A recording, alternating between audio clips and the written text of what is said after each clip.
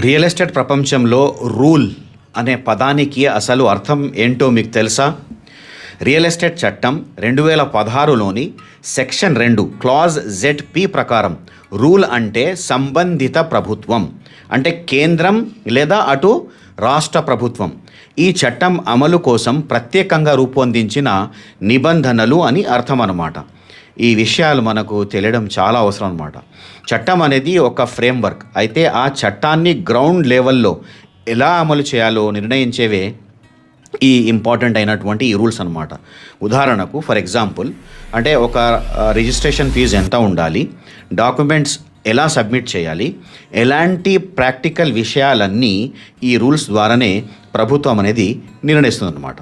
కాబట్టి మీరు ఏదైనా ప్రాపర్టీ కొనే ముందు కేవలం చట్టాన్నే కాదు, మీ రాష్ట్ర ప్రభుత్వం రూపొందించిన రేరా రూల్స్ని కూడా గమనించడం చాలా చాలా ముఖ్యం.